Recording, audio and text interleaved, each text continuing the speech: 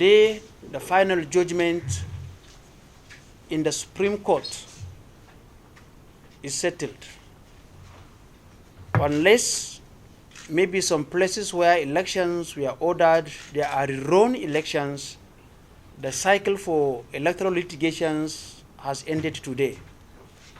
I waited to hear the judgments that will come out from the court, the highest court in the land, that is the Supreme Court, before I will come here today to address the press on my own election. As you are aware, I was declared the winner of the election that was conducted in my Central District in February 2023, where I led my opponent with a double digit in thousands, with over 11,000 votes, where I also defeated my opponent in his own local government and in his own ward, and in his own polling unit withdrew. He have 33, I have 33 votes in his own polling unit. But the judgment of the Court of Appeal, which I know it was perverse, I know it was skewed, and I know it was not based on any legal jurisprudence. I waited now to hear what will come out of the Supreme Courts, because as you are aware, the National Assembly and State House of Assembly election cases ends in the Court of Appeal. We have no powers to take our appeals to the Supreme Court. So we have to wait now for related cases to be heard in the Supreme Court. And we will now deduce that if our own case could have gone to Supreme Court, how will it be? For example, as you are aware, that in Kano State, for example, the Court of Appeal ruled that the deduction of 165,616 votes from the NNPP candidate in Kano was legal. When it got to the Supreme Court said you cannot do that. You cannot deduct a vote. In my own case, my own vote was deducted. 57,775 votes was cancelled in my own election. 253 polling units were cancelled, meaning that 27% of polling units in my Central District election was cancelled in 27 polling units. A judge in this country cancelled election in 253 polling units in one Central District and did not order our own election, just because they know I won those places, just because they know if election is conducted today, tomorrow, next tomorrow, till Jesus come, I will still win. They say there will be no election, and they cancel it there. That is perverse. We have kept quiet for long and see some judicial bandits become threat to Nigeria's democracy. And it's time for us to begin to hold judiciary liable. If a driver is driving a car and through the fault of the driver, he killed somebody, the driver may be arraigned for manslaughter. Why are judges above the law?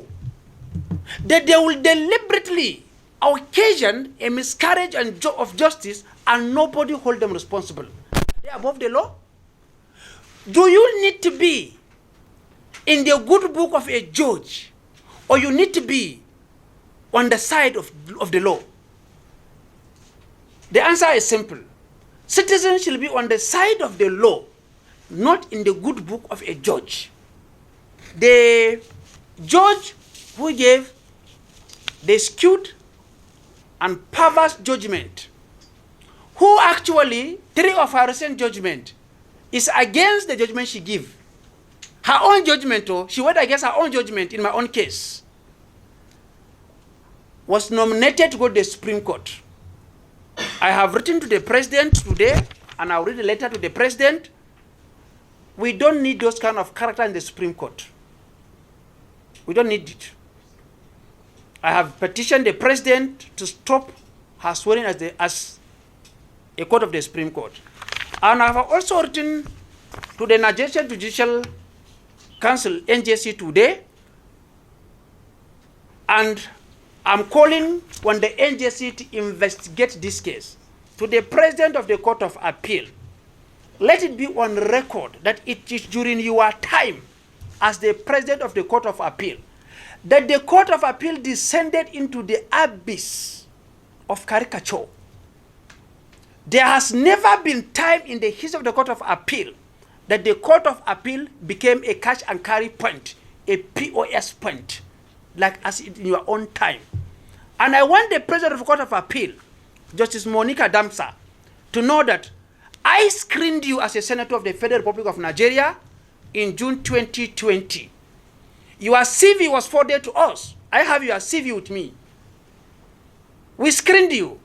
Despite all the hullabaloo against your nomination, we look at you and decided based on the merit and the document before us, and we confirmed you in the Senate.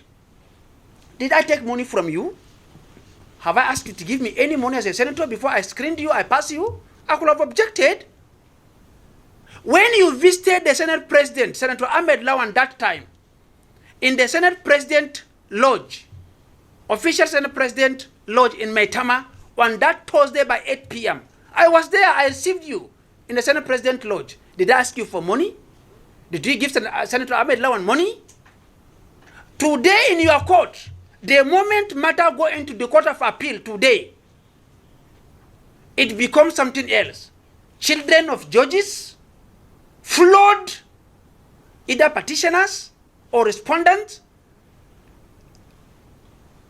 agents of judges, flawed politicians, asking you to go and settle the judges.